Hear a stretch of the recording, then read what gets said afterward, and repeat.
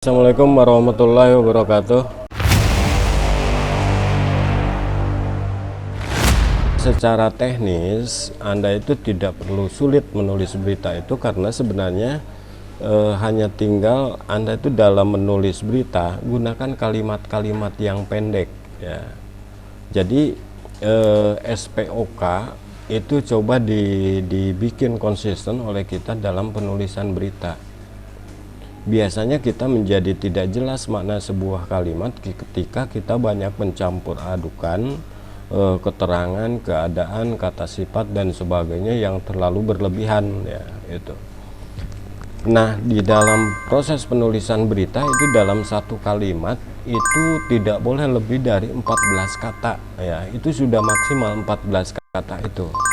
Maka perhatikan betul ketika Anda menulis sebuah berita, satu kalimat jangan lebih dari 14 kata. Dalam satu kalimat, dalam satu alinea atau paragraf itu tidak lebih dari 3 kalimat ya.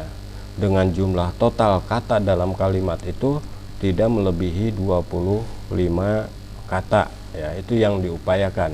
Agar apa? Agar tulisannya, beritanya mudah dicerna, mudah dipahami ya. Dan yang terpenting juga dengan kalimat-kalimat yang pendek itu Anda tidak membunuh pembaca ya, karena kehabisan napas akibat tulisan Anda yang panjang. Kemudian gunakan bahasa yang mudah dipahami. Jangan hanya karena Anda nanti lulusan sarjana S1 bikin berita itu dengan bahasa yang tinggi, dengan bahasa yang tidak mudah dipahami. Maka prinsip dalam penulisan berita itu penulisan yang bisa dipahami sekalipun oleh lulusan SD, itu prinsipnya ya. Kalau lulusan SD paham, pasti yang lebih atas akan paham. Jadi jangan menulis dengan bahasa yang terlalu tinggi. Nah, biasanya penulis pemula seringkali mempersulit berita itu untuk khalayak karena istilah-istilah yang digunakan seringkali lebih rumit ya. Gunakan bahasa yang jernih dan sederhana ya. Jernih itu tidak memunculkan istilah-istilah atau tidak memunculkan makna lain dari sebuah kata ya. Kemudian tulisan juga disederhanakan, tidak bertele-tele, tulisan dalam kalimatnya juga dipermudah ya dalam strukturnya. Jangan dibolak-balik. Makanya dalam penulisan bahasa berita itu gunakan kalimat aktif ya, utamakan itu.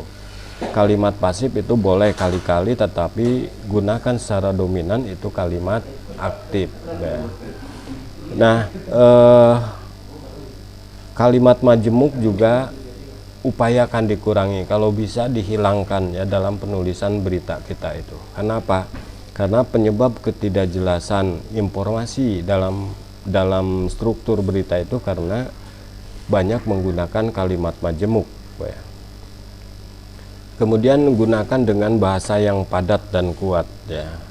Nah, kata padat dengan kuat berkaitan dengan diksi, padat berkaitan dengan struktur yang sedikit, struktur yang sederhana tetapi memiliki makna yang dalam ya.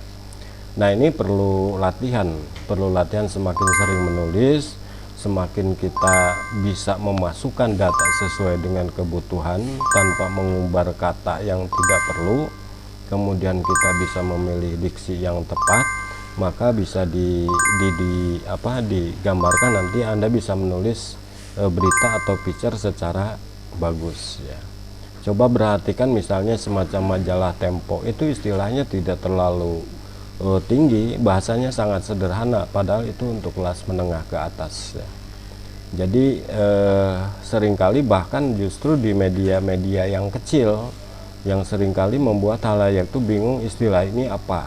Coba perhatikan Kompas, coba perhatikan Republika, coba perhatikan PR misalnya. Nah, istilah yang digunakan tidak begitu rumit gitu, sehingga kita sebagai pembaca itu akan mudah mencernanya. Kalaupun terpaksa harus menggunakan istilah tertentu yang tidak ada padanannya, maka Anda bisa menggambarkan dalam dalam penceritaannya ya, dengan analogi misalnya. Nah, kemudian berikutnya gunakan bahasa yang positif, bukan bahasa yang negatif. Nah, apa yang dimaksud dengan bahasa yang positif? Ini paling mudah dipahami, misalnya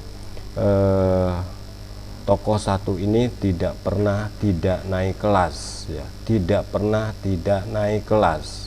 Itu bagi pembaca perlu menahan napas untuk jeda dan berpikir lebih keras untuk memaknainya. Tidak pernah tidak naik kelas, padahal itu bisa disusun saja, tokoh satu ini selalu naik kelas, kan gitu ya.